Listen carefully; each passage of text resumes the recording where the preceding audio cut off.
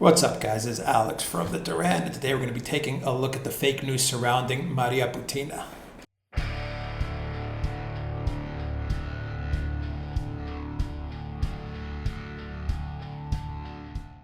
Now, for those of you that don't know, Maria Butina is the latest Russian national entangled in the Russia hysteria that's taking over the United States and taking over much of the intelligence agencies in the U.S. Now, Maria Butina is actually quite a popular gun activist in Russia.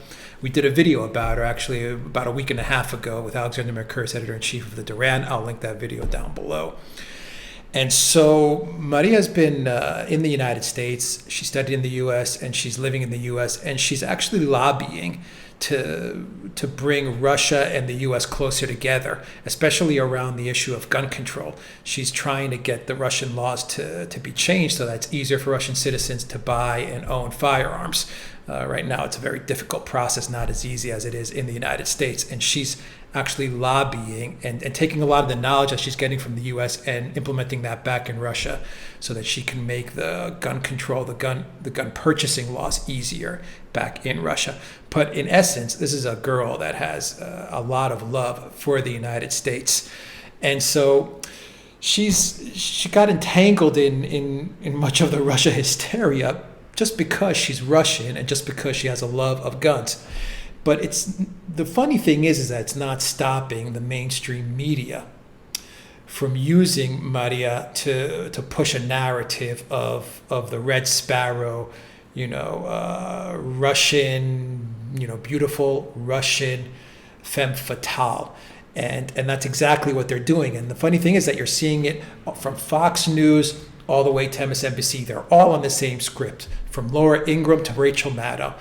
And it just goes to show that when it comes to Russia, anything Russian, there are very few mainstream media pundits and journalists that'll deviate from the intelligence community, from the deep state script.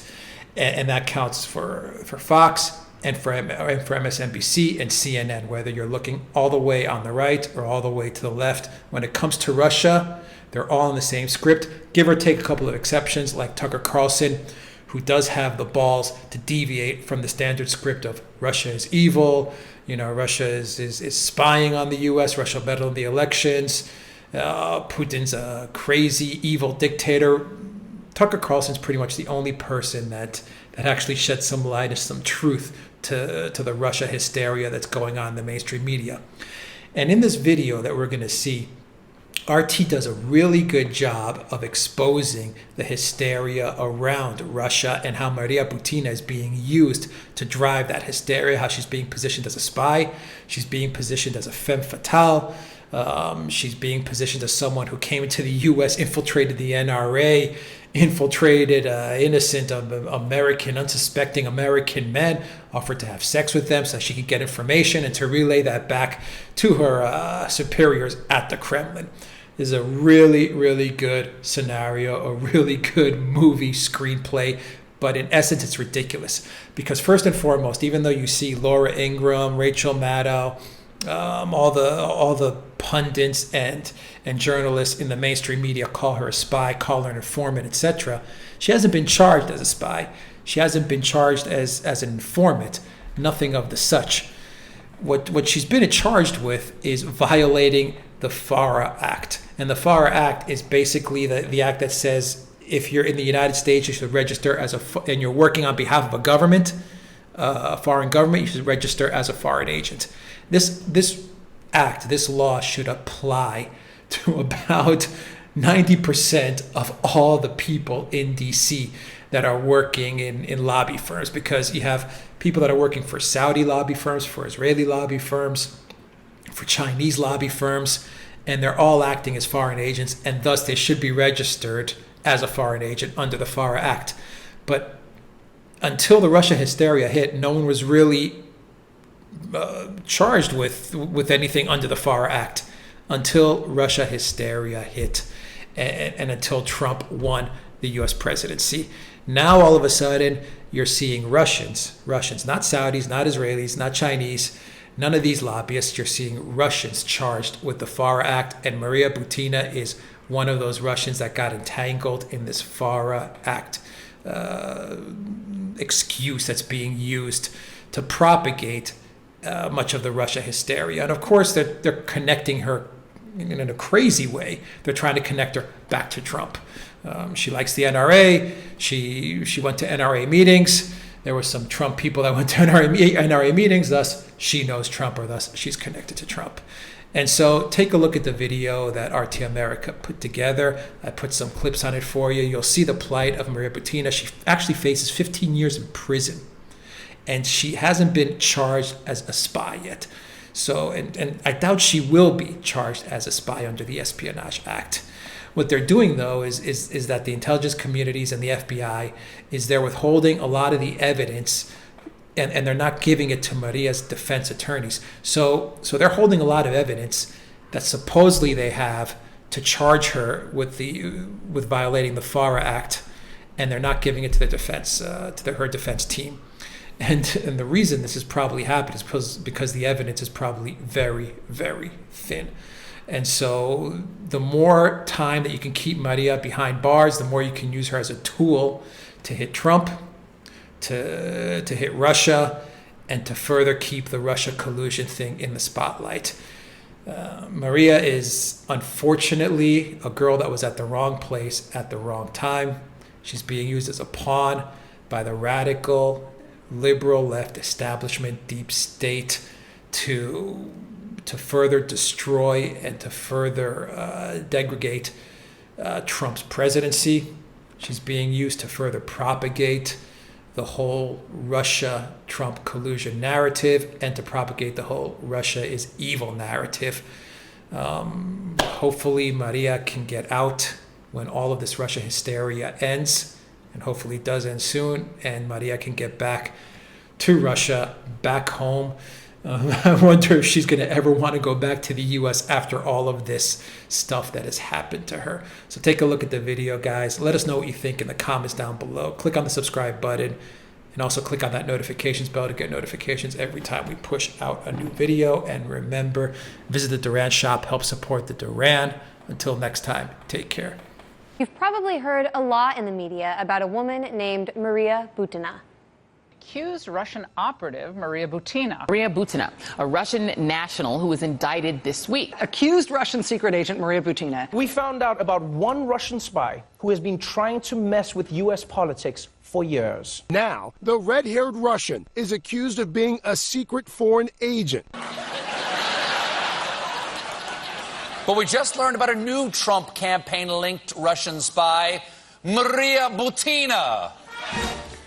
Calling Butina a spy sure makes the story sexy. However, Butina has not been charged with espionage, nor is she referred to as a spy anywhere in legal documents relating to her case.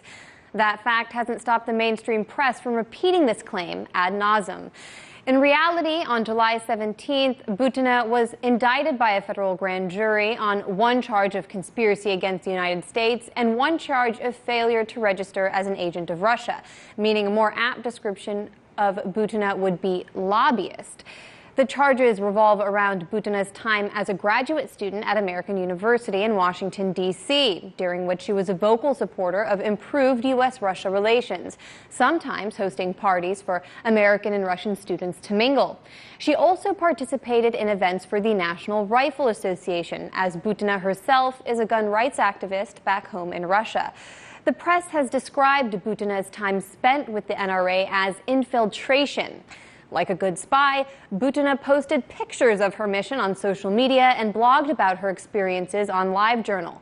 In one post, Butina complained about the NRA's operations, stating the organization is not very democratic. Not a single vote has been observed.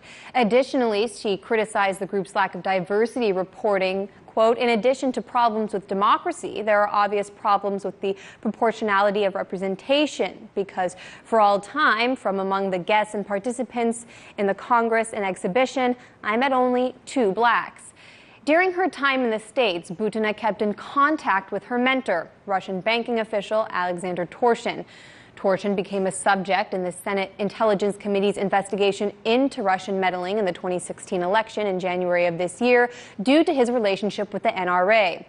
Butina's lawyer, Robert Driscoll, told the media his client cooperated with that investigation. Journalist Alex Rubinstein of Sputnik has attended her court proceedings thus far. She volunteered to be interviewed for 8 hours before the Senate Intelligence Committee, and she actually provided them with all of her exchanges with Alexander Torshin. She gave them information on who she was receiving funding from, and they were satisfied. Nonetheless, her house was raided by the FBI with guns drawn, and eventually she was arrested. Now prosecutors working for the DOJ are refusing to turn over discovery in the case, including her testimony to the Senate Intel Committee, until the evidence is under a protective order. In other words, they're gagging Butina's defense team. It seems that they're afraid of the truth of the evidence coming to light. I mean, it's not very strong evidence. For example, you have text messages sent from, Twitter direct messages sent from Butina to her mentor, Alexander Torshin, who's an official at a Russian bank. And I spoke to John Kiriakou, who was a 15-year CIA officer, and he said, look, spy-to-spy communication is not done over Twitter. Still, the DOJ indictment of Butina paints her as a cartoonish Russian spy, alleging, for example, that she once offered sex to an American in exchange for a job with an unnamed special interest group, a charge her lawyer denies. The media have done its part to help illustrate the case against her. The Washington Post dug up the fact Butina's cell phone case featured a picture of Putin riding horseback while shirtless. Still, the timing of Butina's arrest appeared political to some, considering the DOJ announced her detainment just hours after Presidents Trump and Putin's joint press conference in Helsinki. The DOJ claimed she was arrested because she posed an extreme risk of fleeing. However, when the FBI arrived at her apartment, she was in the process of packing a U-Haul truck so she and her boyfriend could move to South Dakota. Butina is currently being kept in her own cell and unit, meaning she has no interaction with other inmates and faces up to 15 years in prison if convicted. In Washington, Anya Parampil, RT.